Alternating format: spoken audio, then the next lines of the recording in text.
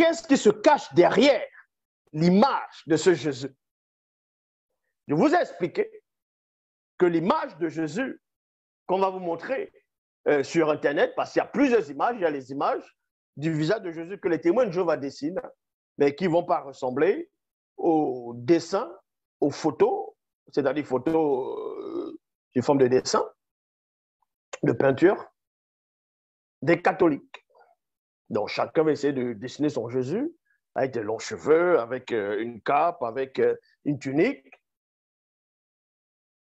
Mais les images les plus anciennes viennent de l'Église catholique.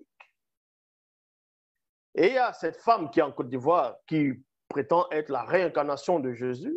Et j'ai démontré que c'est un délit parce qu'elle est sous l'emprise des démons du chakra de la couronne. D'où vient cette image de ce fameux Jésus? Et réellement, qu'est-ce qui inspire ce Jésus-là, qui est derrière ce Jésus? Vu que je vous l'ai déjà démontré, que tout ça, c'est du n'importe quoi. L'image de Jésus catholique, c'est la photo dans le portrait de Césarée de Borgia, le fils d'un pape, et que lui-même, cet homme-là, ce Césarée de Borgia, avait des rapports contre nature avec des hommes.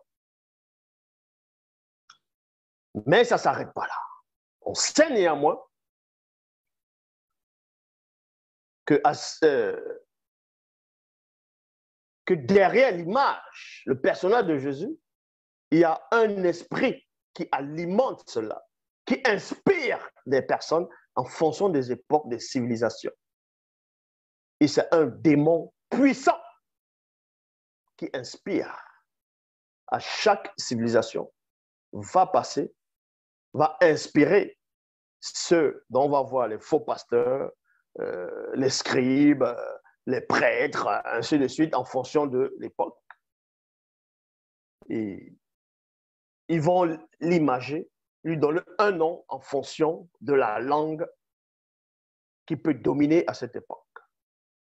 Et avec d'autres attributs. Mais c'est le même démon qui est derrière, qui agit. On va vous révéler ce démon ici.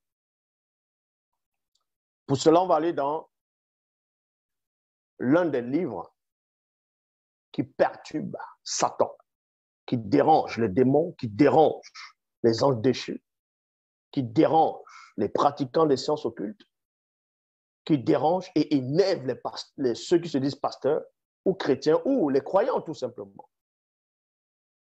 Voici le livre. La démonologie, étude interdite de la science du démon. C'est un livre qui dévoile en profondeur le monde occulte. Même ceux qui prétendent être des adorateurs de Satan n'aiment pas ce livre. Parce que même eux, ils sont exposés.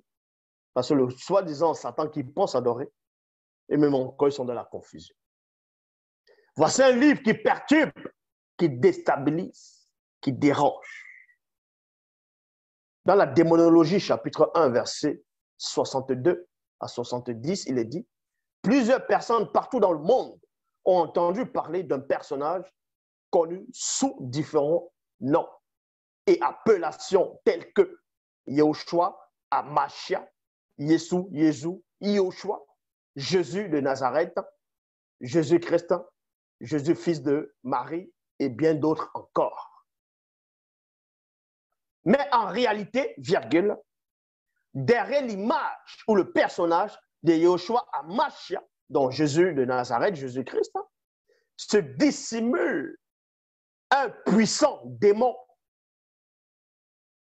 oiseau, guerrier hybride, de haut rang, connu sous le véritable nom de Mitélé.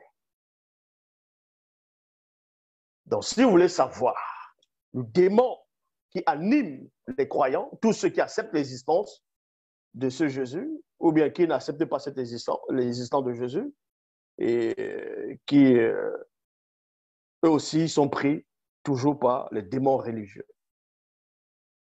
Mais néanmoins, ici, on vous dévoile la vraie identité du démon qui se cache derrière le personnage de Jésus. derrière le personnage de votre soi-disant sauveur, derrière le personnage de Yehoshua Hamashiach. C'est en cela où dans les Bibles actuelles classiques, déjà par rapport à l'histoire, on veut vous faire croire que dans le livre de Matthieu, Jésus serait né à l'époque où Hérode le Grand, Hérode le Premier, était vivant et que Hérode le Premier voulait tuer l'enfant. Dans la biographie de roi Hérode, Hérode est né, il a vécu, il est mort avant JC, selon les dates. Donc, même dans l'histoire, ce personnage de Jésus, c'est l'usurpation. Même dans les Bibles actuelles classiques, on ne retrouve nullement sa trace dans ce qu'on appelle l'Ancien Testament, qu'on est en train d'annoncer sa naissance. Parce qu'il y a des Mongols qui vont dire, oui, mais Ésaïe 9,5, un enfant nous est né, un fils nous est donné. C'est écrit nulle part dans Ésaïe 9,5 qu'on faisait allusion à Jésus. Son nom n'apparaît pas dans Ésaïe 9,5 en disant que c'est Jésus. Vous pouvez lire Ésaïe 11. Vous allez lire toutes sortes de passages. Ça n'apparaît pas. Ils vont vous dire que Paul est venu dire que les enfants d'Israël ont bu un breuvage spirituel dans le désert sur un rocher, que le rocher était Christ. C'est votre soi-disant Paul qui dit ça. Mais dans ce qu'on a autant de Moïse dans les Bibles actuelles classiques, ce n'était pas écrit que le rocher là, c'était le Christ. C'est ce qu'on appelle le christocentrisme. Je répète. Vous pouvez dire qu'il était prophétisé que Yahvé Adonai Jéhovah Elohim va poser ses pieds sur le mont Sinaï. Ou bien va venir à Jérusalem, sur la montagne, va descendre, va poser ses pieds. Et vous dites que Jésus est venu la poser. Nulle part c'est écrit dans ce que vous appelez l'Ancien Testament que c'était Jésus. C'est votre explication à vous. Ça, c'est votre explication.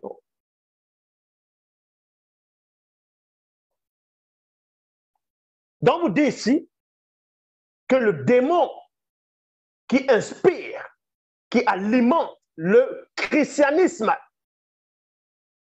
et tous ceux qui croient à ce personnage de Jésus, le démon mitellaire, c'est lui qui inspire ces personnes. Et comme je vous ai dit, on vous a décrit qui était, comment était ce démon, le démon oiseau guerrier hybride de haut rang, connu sous le véritable nom de Mitélé. Et Mitélé veut dire détourner, faire disparaître. Donc il est là pour vous détourner de la vérité, de la source du vrai Christ, qui est Dieu qui s'appelle. Il est là pour faire disparaître l'histoire du vrai Christ. Mais il ne peut pas.